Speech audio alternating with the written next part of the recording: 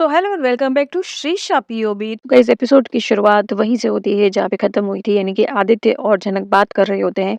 जहाँ पर आदित्य अनिरुद्ध की बात कर रहा होता है, वो बोलता है तुम्हारा हस्बैंड कहाँ पर है? तुम उसे क्या कहती थी? सर जी, मुझे सर जी बोलती थी। कहाँ है वो? कहीं ऐसा तो नहीं है कि वो क्लाइमेक्स में हीरो की तरह एंट्री करेगा? क्या कहा था उसने मुझे कि दोबारा नहीं दिखना? और वो मुस्कुराता है और हंसता है, लेकिन जनक उस बात को इग्नोर करने की कोशिश करती है। खैर, आदित्य कपूर ने जो फ़िल्म के बारे में ऑफ़र किया था, जनक ने उसको इग्नोर किया है। आदित्य कपूर कहता है कि देख, मैं यहीं पर हूँ, जजमेंट देने वाला हूँ। मैं उम्मीद करूँगा कि तुम सिलेक्ट हो जाओ। ये कह के वो चला जाता है। इतने में वो सारी बदतमीज़ लड़कियाँ और लड़के आ जाते हैं जो जनक को टीज़ करते हैं हमेशा, जनक को परेशान करते हैं हमेशा। और फिर से आ जाते हैं और जनक को परेशान करने लग जाते हैं कि आखिर तुम यहाँ पर आई क्यों? तुम डिस्क्वालिफ़ाइड हो चुकी हो, तुम्हारी आने की हिम्मत कैसे हुई यहाँ पर? और उसको ना जाने क्या उल्टा-सीधा कहते हैं कि चाय बनाने वाली के सपने बहुत बड़े हैं।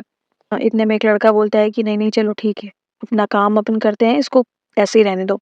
अंदर डांस प्रोग्राम चल रहा है और एक के बाद एक परफॉर्मेंस हो रही है। गुरुजी, रुद्र प्रताप बैठे हुए हैं साथ में, जजेस बैठे हुए हैं साथ में, आदित्य कपूर बैठा हुआ है और लगातार डांस परफॉर्मेंस हो रही है। लेकिन जनक का कोई अता पता नहीं है। जनक बाहर है क्योंकि जनक को एक बंदा बोला था कि आपको बुलाया है, और जनक उसके पीछे-पीछे चलने लग जाती है, लेकिन इतने में गुरुजी का मैसेज आ जाता है और वो ऑडिटोरियम की तरफ जाने लग जाती है। लेकिन ऑडिटोरियम के बाहर के गेट पे 2 बाउंसर्स खड़े होते हैं और इसके अलावा वो बंदा खड़ा होता है, वो वही बंदा जो जिसे कॉस्ट्यूम कटवाने में हेल्प करी थी और जिसे सीसीटीवी फुटेज डिलीट करवाने में हेल्प करी थी, बेसिकली ब्रजभूषण का चमचा। तो वो जनक को रोक देता है। वो जनक को कहता है, "अरे! तुम अंदर कैसे जा रही हो? तुमको किसने बोला अंदर आने के लिए? तुम डिस्क्वालिफाइड हो चुकी हो, बैठो यहाँ पे चुपचाप।" अब जनक ये बोल भी रही हो कि मुझे गुरुजी ने बुलाया। नहीं, तुमको कोई ज़रूरत नहीं अंदर जाने की, कोई गुरुजी-वुरुजी नहीं, चुपचाप बैठो यहाँ पे बाहर, और नहीं तो यहाँ से जाओ, निकलो। परमिशन नहीं मिलेगी तब तक हम तुमको अंदर एंट्री नहीं देंगे। और ये सब किसी और के कहने पर नहीं, बल्कि गुरुजी और उनकी वो शिष्या या चमची कहा जाए, वो भूरे वाली लड़की जो है वो उसके कहने पर हुआ है।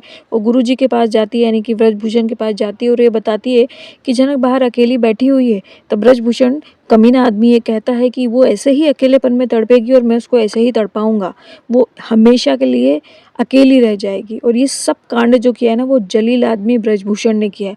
कमेंट सेक्शन में जलील लिख देना अगर आपको भी ये बुरा लगा हो तो। खैर, ये बात आदित्य कपूर भी नोटिस करता है कि जनक अभी तक आई नहीं है। गुरुजी परेशान हो रहे हैं, गुरुजी इसको मैसेज भी कर रहे हैं, कॉल भी करने की कोशिश कर रहे हैं, लेकिन जनक ने कॉल नहीं उठाया। जनक को समझ में नहीं आ रहा है वो क्या करे। और जनक इतनी पिस्ड ऑफ हो गई है ना, एक तो वो लड़कियों ने उसको परेशान किया, हंस रहे हैं उसके ऊपर, और उसके बाद ये एंट्री नहीं मिल रही है, सीसीटीवी फुटेज का कुछ पता नहीं है, और वो मनी मन इतनी बातें सोच रही है कि ये लोग मुझे डांस नहीं करने देंगे, ये लोग चाहते ही नहीं कि डांस मैं करूं, क्योंकि इनको ऐसा लगता है कि जो डांस पर हक है वो सिर्फ इनका है, हम लोगों का नहीं है। साथ ही साथ वो बोलती है कि मैं क्या करूं, क्या मैं यहाँ से चली जाऊं या मैं यहाँ पे रुकूं? अगर मैं यहाँ से जाऊंगी तो फिर मैं कहाँ जाऊंगी? मैं गुरु जी के ऊपर बोझ नहीं बनूंगी और ना ही मैं उनके घर जाऊंगी। मैं वापस सर जी के पास जा नहीं सकती हूँ, मेरा कोई और घर नहीं है। कहीं ऐसा तो नहीं है जो षष्ठी मौसी और मामा जी कहते थे कि नौकरानी की बेटी नौकरानी बनती है, क्या मुझे भी नौकरानी बनना पड़ेगा? इतनी कश्मकश चल रही है, वो इतना दुखी हो रही है, उसकी आँखों में आँसू आ जाते हैं, वो गेट से बाहर जाने लग जाती है। इतने में गुरुजी का पेशेंस जो होता है वो खत्म हो जाता है, वो ऑडिटोरियम से बाहर निकलते हैं, वो जनक को ढूँढते हैं और जनक को वो देखते हैं बाहर जाते हुए, और जनक को बोलते हैं, "क्या कर रही हो जनक? भाग रही हो? मैं तुम्हारे लिए लड़ रहा हूँ सबसे और तुम मुझे बिना बताए जा रही हो बाहर, कहाँ जा रही हो तुम?"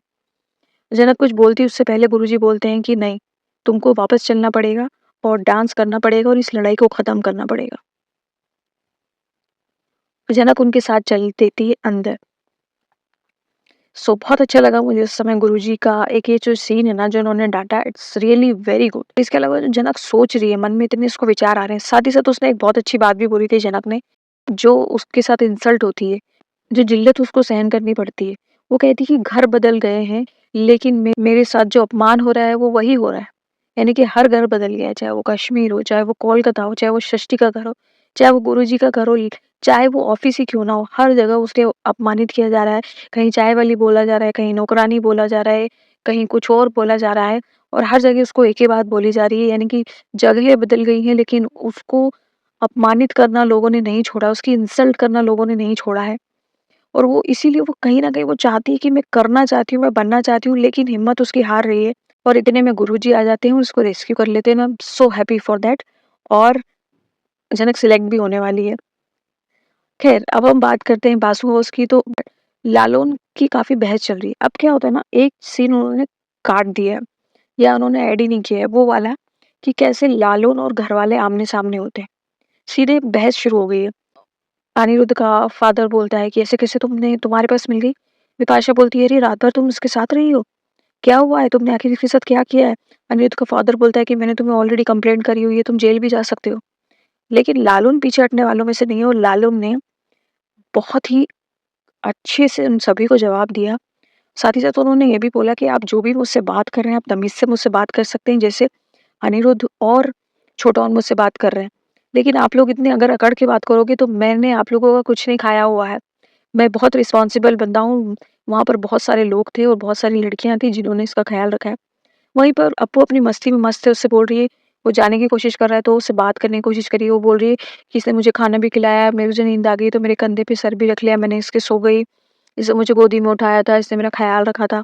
घरवालों की शंका और बढ़ रही है, वो बेचारा शर्म से पानी-पानी हो रहा है और वो बोलता है कि ठीक है अब मैं जाता हूँ। काफ़ी लंबी बहस होने के बाद तो अप्पू जाते-जाते बोलती है, "लालन तुम आना हाँ, मैं तुमको मिस करूँगी, तुम्हारी याद आएगी।" और वो सोच रहा है मन में कि मैं कैसे निकलूँ यहाँ से, और वो निकल जाता है। और तो आज के एपिसोड में तो इतना ही बताया, लेकिन कल का प्रोमो बदल चुका है और प्रोमो में एंट्री हो चुकी है हीरो और हीरोइन की। हीरोइन नंबर 2 यानी कि अर्शी। अर्शी और अनिरुद्ध मुंबई पहुँच गए और मुंबई में वो ठीक ऑडिटोरियम के स्टेज पे पहुँच जाते हैं। वहाँ पर जो एंकर होती है वो उनको बोलती है कि चलिए आइए मैं आपको स्टार परफॉर्मेंस से मिलवाती हूँ। और झनक पलटती है और वो अनिरुद्ध और अर्शी को देखती है और done done done done music बजता है और खत्म। सो ये कल दिखाने वाले हैं, लेकिन ये मुझे लगता है कि परसों दिखाएंगे क्योंकि कल तो जनक का पूरा डांस और वो सीसीटीवी वाला कांड होगा ना, इसलिए। सो आपका क्या कहना है कमेंट सेक्शन में बताना। वीडियो अच्छा लगा हो तो लाइक कर देना। चैनल अभी तक सब्सक्राइब नहीं किया हो तो प्लीज़ सब्सक्राइब कर देना दोस्तों। Thank you for watching.